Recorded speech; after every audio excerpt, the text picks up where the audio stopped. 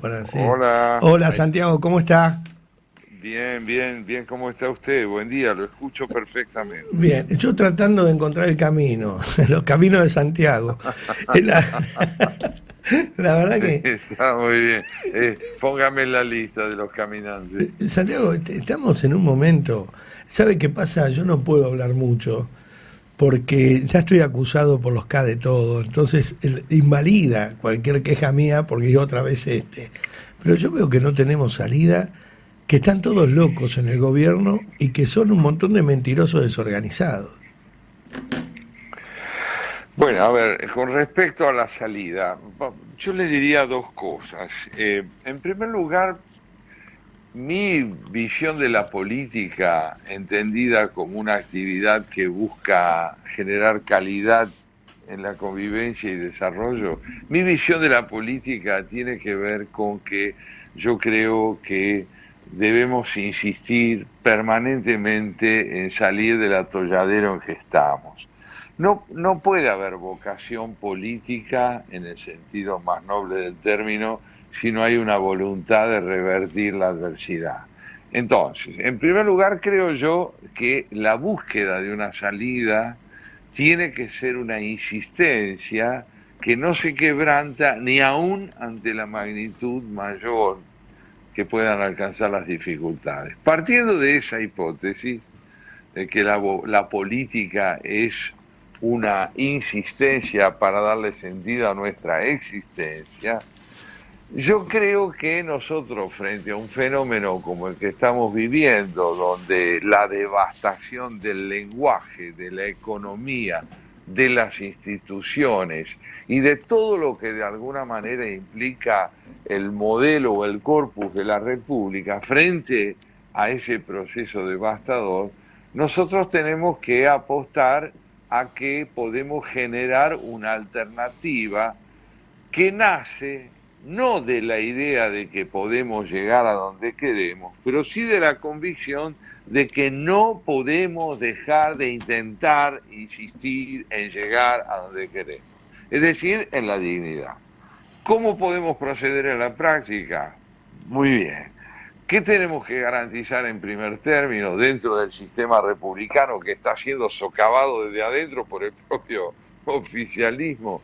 Tenemos que tratar, creo yo, creo, que tenemos que tratar de garantizar que las próximas elecciones de término medio evidencien que podemos, como alternativa republicana, llegar a tener porvenir presidencial. Es decir, tenemos que trabajar desde la política y desde la ciudadanía para sostener aquellos ideales que ensanchen ese 41% que le dio una dignidad cívica notable a la derrota electoral del año 19. Esa es una tarea para mí imprescindible y tiene tres frentes de acción. El primero y fundamental tiene que ver con la calidad de la comunicación que sepan transmitir los líderes de la oposición, sean o no miembros de partidos, pueden ser comunicadores también. La calidad conceptual, la capacidad de generar expectativa porque lo que se dice no es ni convencional ni meramente retórico. En segundo lugar, que la oposición comprenda, en términos partidarios, de alianzas y demás, Babi, eso es lo que yo creo, comprenda que hay prioridades y hoy no podemos estar discutiendo quién va a representar a la oposición como tema público primordial. Lo que tenemos que poder llevar al espacio de la comunicación pública es la índole del programa alternativo que tenemos para poder combatir esta verdadera decadencia que está siendo sembrada como proyecto Peligrosa, alternativa de la muy República. Muy peligrosa. peligrosa. Mire, Muy peligrosa. Santiago, Déjeme decirle sí, la sí, lo que usted tercera. quiera. La tercera simplemente es esto. Yo tengo la convicción de que mientras el gobierno está especulando con la salud de la ciudadanía, debemos explicarle que esa especulación no es solo sanitaria. No tiene que ver solamente con las vacunas, tiene que ver con la posibilidad de destituir la identidad cívica para reemplazarla por la subordinación al poder autocrático. Esta es mi convicción. ¿Se puede llevar adelante? ¿Y por qué no? ¿Podemos fracasar? Claro que sí. ¿Vale la pena intentarlo? Por supuesto, porque la dignidad es lo que está en juego. La vida, la dignidad y la vida, la libertad. Sí, la libertad. Vaya palabra que bien nombrada está. Acá, mire, me encanta, me gusta tanto, yo soy tan fanático suyo y me gusta tanto escucharlo que lo dejo hablar y me olvido, pero yo tengo en claro las analogías que a veces nos gustan, pero siempre vi la Argentina como un portaaviones que fue bombardeada por la política de turno. Algunos le pegaban en la torreta, otros en el radar, otros le pegaban en las salas de máquinas. Con esto le quiero explicar a la gente que un portaaviones como la Argentina es muy difícil de hundir, Pero yo veo que esta gente le apunta a la Santa Bárbara, que es donde están los explosivos, para hundirla definitivamente. Y eso es lo que me está aterrando, porque es muy difícil hundir un portaaviones como la Argentina. Pero durante estos últimos 30 años, 20 años, esta gente ha torpedeado absolutamente todo. Primero se torpedea la hélice, después la sala de máquinas, cuando está varado se le empieza a pegar de todos lados. Han detenido el país, han fundido las empresas, han parado las industrias y ahora apuntan a volar la Santa Bárbara para que se hunda el barco. Entonces, yo creo que es un momento patriótico donde yo no lo tomo como a usted como filósofo y a mí como periodista. Mire, tenemos dos chapas que no la habíamos sacado nunca y la estamos lustrando Leuco, usted, la Nata, yo, que era de Ciudadano. Y hay que pegarla en la puerta y salir a pelear, porque esta gente es inconsciente. Yo diría que no es inconsciente. Bueno, déjeme soñar.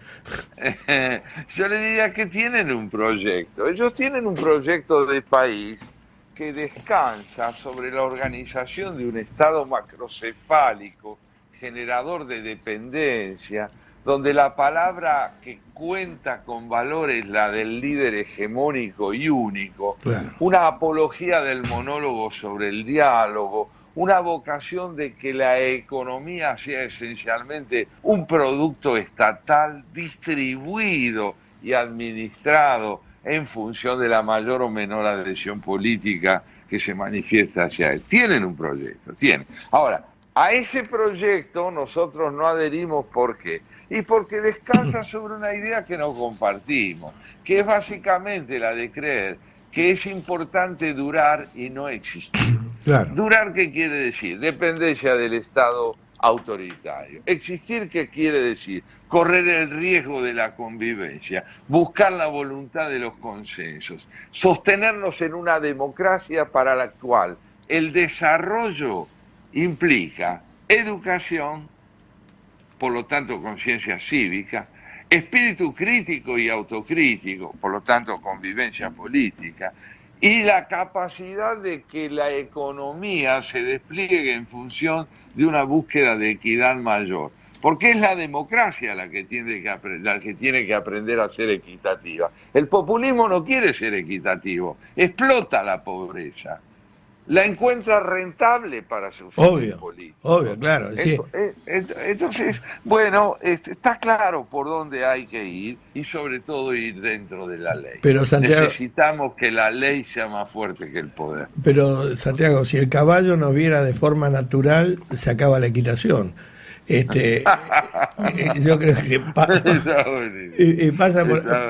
pasa por ahí, porque ellos saben que nos pueden montar porque no los vemos. O sea, a mí la desgracia fue, la quería consultar con usted, la desgracia es verla a Cristina Kirchner como Cristina Kirchner, Alberto como Alberto. O sea, ver lo que son, pero la gente cree ver lo que ellos dicen ser. Y ese es el grave problema, porque acá estamos jugando a que piensan que en el Instituto Patria se junta toda gente tremendamente inteligente, tremendamente poderosa, y la verdad es que el Instituto Patria es algo muy parecido a un neuropsiquiátrico, y hasta que no nos demos cuenta de eso, vamos a volver a la cervecería de Múnich, donde un loco pagando la cerveza dio vuelta al mundo. Entonces creo Yo le diría que pongamos el acento en darle credibilidad al discurso opositor, Ya tenemos el diagnóstico claro sobre la índole de los que gobiernan.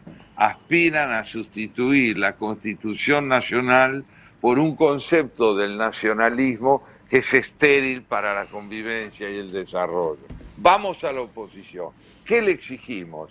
Los banderazos han sido en estos últimos 2 años un indicio extraordinario de la calidad de lo que reclama la gente que quiere una república. ¿Por qué? Porque han sustituido los reclamos de carácter sectorial o corporativo por demandas de carácter constitucional, la ley, la honestidad, la educación, el desarrollo del trabajo.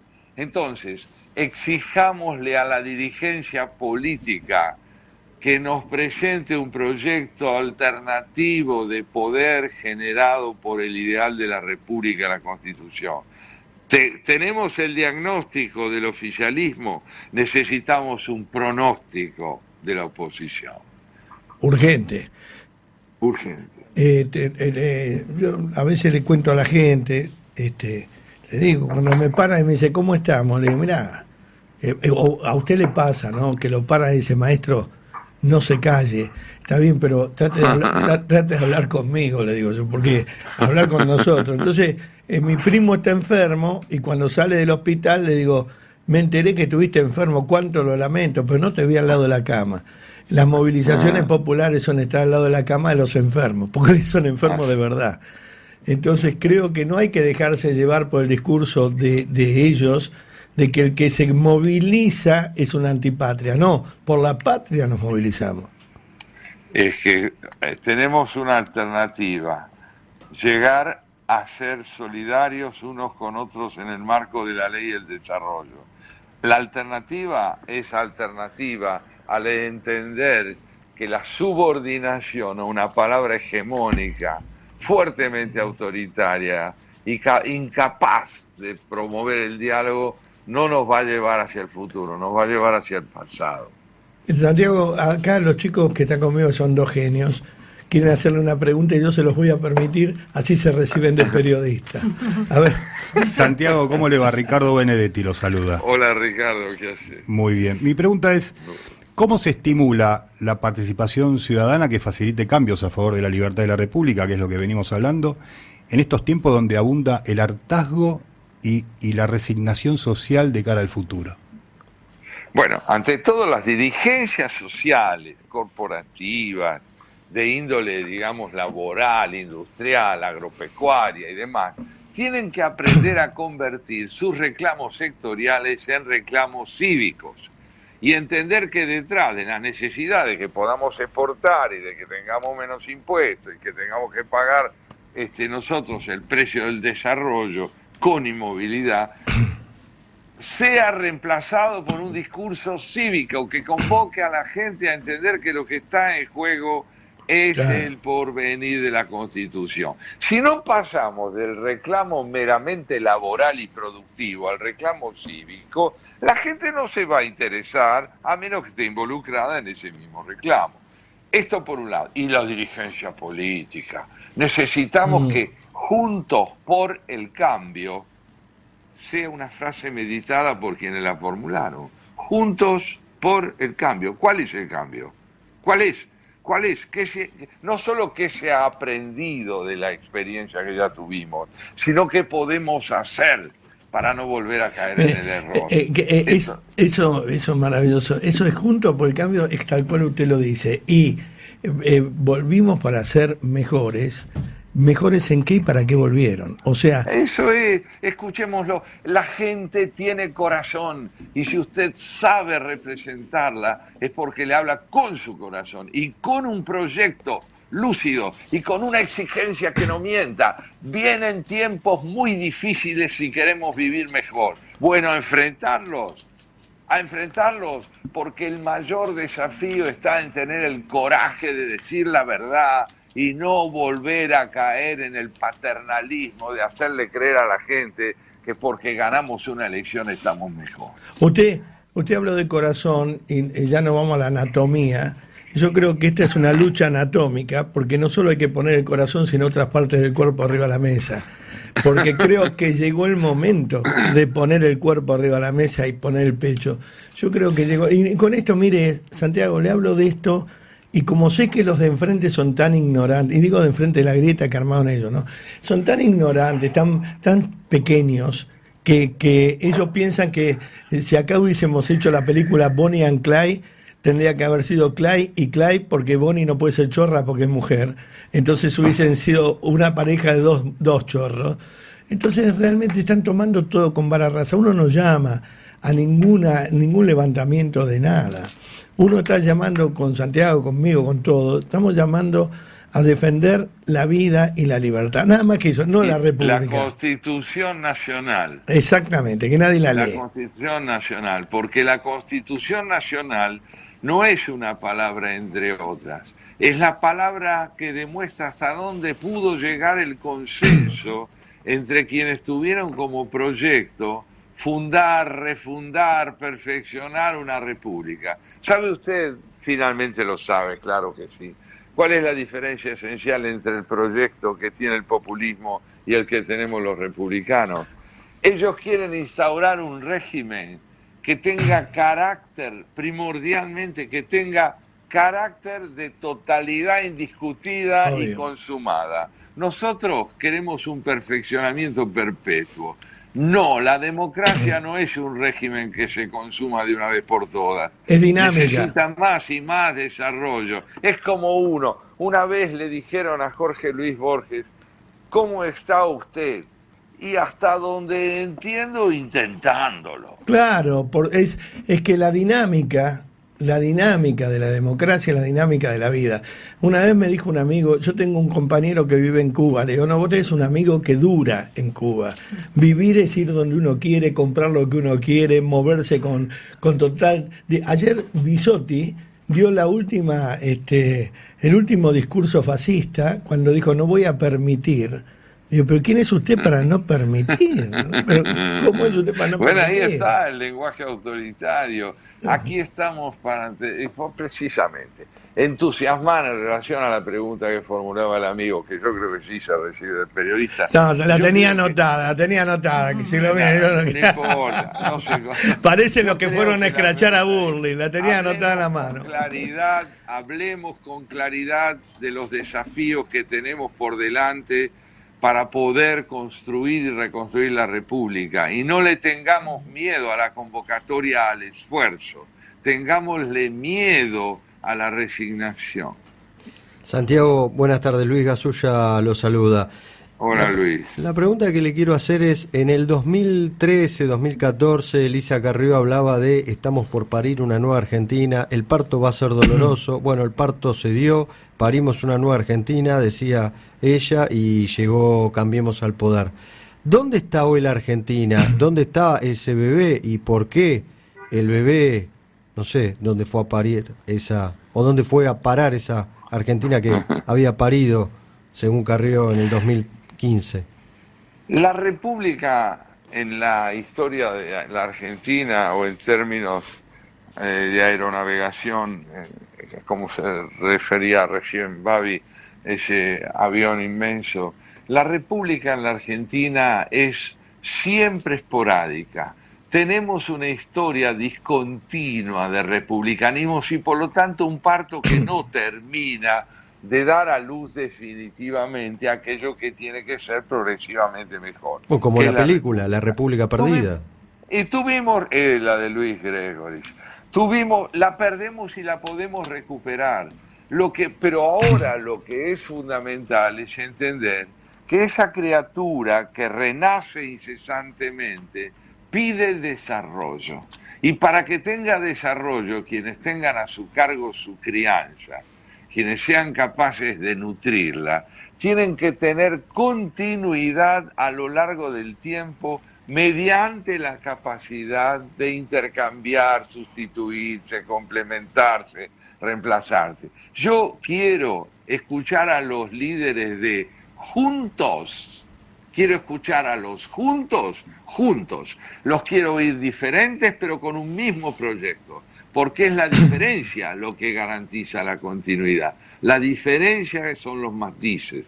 Los matices son los que le dan vida a la posibilidad del consenso. Hace falta una cultura política que los republicanos que han parido el proyecto de un modelo alternativo al de la autocracia tienen que adquirir primero para enseñarla después. Ahora, a mí yo me pasaría el día con usted hablando, pero porque me salen cosas a partir de lo que ustedes hablan. Es maravillosa la filosofía. Casi digo de Kicillof, nada más lejos. De Kovalov, porque estaba pensando en el love final. Pero cuando usted hablaba de parir, yo creo que acá no se parió la democracia. Yo creo que se hizo una cesárea, que es la grieta. Y de la cesárea a veces los chicos salen con deficiencias muy graves, porque son partos prematuros en muchos casos, y de la cesárea nos vamos al César, y la similitud del Imperio Romano y el Imperio Argentino. Bueno, pero vamos a la cesárea, y creo que el parir es en forma natural, y creo que nos faltó 4, 5, 10 años más de república, como la que tuvimos con Macri, que si bien Alberto se empeña en pensar que está todo mal, sigue inaugurando lo que estuvo todo bien. Yo creo que nos falta tiempo, mucho tiempo, de engendrar la república para poder parir una democracia. Y la democracia, cuando yo empecé en radio, hacía siempre preguntas estúpidas, ¿no? Por ejemplo, lo sacaba usted y le decía, ¿por qué le pusieron Santiago? Esa pregunta es boba, ¿no? Entonces, yo creo que a esta altura uno... claro, pero uno creció, y hoy está, gracias a Dios crecimos, y estamos planteándonos otras cosas. Y las preguntas son muchas. Perdón, y le cierro esto y lo dejo. Pero creo que es tan simple esto, que se contesta con una pavada como ¿por qué me pusieron Babi? La democracia, me enseñaron en el colegio, es que mi derecho termina donde comienza el suyo, y no se ejerce. Es eso. La democracia renació como ideal con una vitalidad excepcional con don Raúl Alfonsín. Exacto. Ahí renace la voluntad de vivir en el marco de la ley y del desarrollo y la solidaridad. No pudimos sostenerla porque el ideal nació como necesidad en hombres y mujeres que no supieron privilegiar la unidad para poder sostenerla a lo largo del tiempo. Tenemos que aprender del fracaso. Para mí, ¿sabe usted lo que es un hombre maduro o una mujer madura? Son seres cuyas cicatrices son aleccionadoras. Exactamente. Cicatrices tenemos, capacidad de aprender de ellas todavía nos falta, pero tenemos que intentarlo. Recordemos siempre, yo lo vivo repitiéndolo, lo que le dijo el general San Martín al general Pueyrredón, cuando Pueyrredón le dijo que el intento de cruzar los Andes era una tarea imposible. San Martín le respondió, sí, mi general, usted tiene razón. La tarea que yo me propongo es imposible, pero es imprescindible. Exactamente. Santiago, lo despido y lo vuelvo a llamar pronto con una frase de Raúl Alfonsín que se le tomó el pelo, pero ahora con la pandemia resulta que tiene una vigencia maravillosa y nos dimos cuenta de lo que ese hombre quiso decir hace 40 años. Con la democracia se come, con la democracia se cura, 80.000 muertos, y con la democracia se educa, 2 años sin clases. Sí, señor. Bueno, un abrazo. Un abrazo enorme y un honor. Y que estén muy bien. Hasta pronto.